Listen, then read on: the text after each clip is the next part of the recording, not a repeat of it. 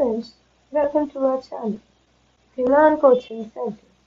And today our topic is nominal account. Nominal account is the third rule in the golden rules of journal. Nominal account हमारा third rule है. हमारे पहले दो rules के लिए you can see our video part 1 and 2 of journal. So, today nominal account mainly deals with expenses or losses, incomes and gains. Incomes and gains. Without wasting our time, we are going to start with the rule. In this rule, debit all the expenses and losses. जो भी हमारे expenses और losses होंगे उनको हम करेंगे debit. उनको हम करेंगे debit. Credit all the incomes and gains. जो हमारी incomes होंगी और gains होंगे उनको हम करेंगे credit. इसके साथ ही हमारा रियल अकाउंट का रूल भी काम करेगा. Let's take an example. Paid salaries. You need to keep one thing in your mind. जब भी हम एक्सपेंसेस और इनकम्स की बात करेंगे, we are according to the firm. हमने बिजनेस एंटिटी के अकॉर्डिंग सॉल्व करना है, समझना है. अब सैलरीज क्या होती है हमारी? अगर मैं एक बिजनेस फर्म हूँ, सैलरीज हमारी क्या होंगी? एक्सपेंसेस. Paid salaries ₹15,000. इसको हम फॉर्मेट में कैसे फिल करेंगे? सबसे पहले डेट, ईयर 2024, आज की डेट 20 अक्टूबर. तो एक्सपेंसेस हमारे क्या होते हैं? डेबिट. तो सैलरीज को हम करेंगे डेबिट. Salaries account debit. ₹15,000 हमारे पास से चला गया कैश टू कैश अकाउंट. ₹15,000. तो ये तो हमारी एक्सपेंसेस की होगी. Now take a look to our incomes. Received interest. अब हमने इंटरेस्ट रिसीव किया है for ₹7,520. तो इंटरेस्ट रिसीव किया है तो हमारे पास क्या है? Cash account debit. और रिसीव किया है तो इंटरेस्ट हमारा क्या होगा? इनकम.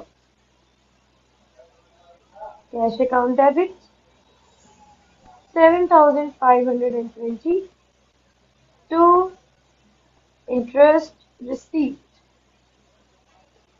To interest received 7,520. अब जैसे हम कुछ चीजें बैंक के थ्रू पे करते हैं, जैसे हमने बैंक को बोला हुआ है कि हमारे इंश्योरेंस प्रीमियम पे कर दो, या कोई भी हमारा प्रीमियम और एक्सपेंस होता है जो रेफरिंग होता है उसको पे कर. तो पेड बैंक चार्जेस ₹250. अब यहाँ पे कैश चेक कुछ नहीं लिखा हुआ, तो बैंक चार्जेस ऐसा तो है नहीं कि वो हमारे घर आके मांगेंगे कि बैंक चार्जेस हमें पे करो. बैंक चार्जेस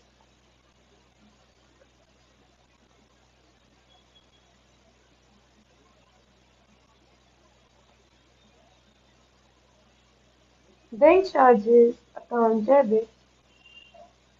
अब चार्जेस है तो हमारे एक्सपेंसेस ही.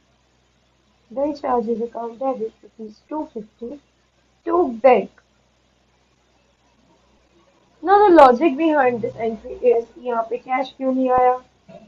अब जो बैंक चार्जेस है, अब बैंक हमें नोटिफिकेशंस मैसेजेस सेंड करता है. अब हमारे मनी डिडक्ट होगी, हमारे अकाउंट में मनी रिसीव हुई है, क्रेडिट हुई है, डेबिट हुई है, तो नोटिफिकेशंस हमें आती है. तो उसके लिए बैंक हमारे अकाउंट से चार्जेस को डिडक्ट कर देता है. अब ऐसे तो है कि बैंक वाले हमारे पास आके कहेंगे कि आपके कितने चार्जेस बनते हैं, 2,000 ₹2000, 250, 200, 100 ऐसे हमें कैश दो। वो घर आके तो मांगने से रहे, तो वो क्या करते हैं, हमारे बैंक अकाउंट से डिडक्ट कर लेते हैं ऑफ नॉमिनल अकाउंट। लॉसेस और गेन्स की एंट्रीज आगे आएंगी when we were doing. That's all for today. I am giving some entries in the description for practice. You can also do practice from those entries. First, you need to make a notebook for these entries so that you can complete the topic of journal. आप journal का topic starting से complete कीजिए, notes बनाइए। Anything you want to ask me, you can ask in the comment section. Comment section में अगर आपको कोई भी टॉपिक डिस्कस करना है, you can also discuss the topic of +1 and +2, accounts, economics और business studies। आप कोई भी टॉपिक बता दीजिए इन द कमेंट सेक्शन कि हमें ये वाले टॉपिक डिस्कस करने हैं। Comment section is always free for you.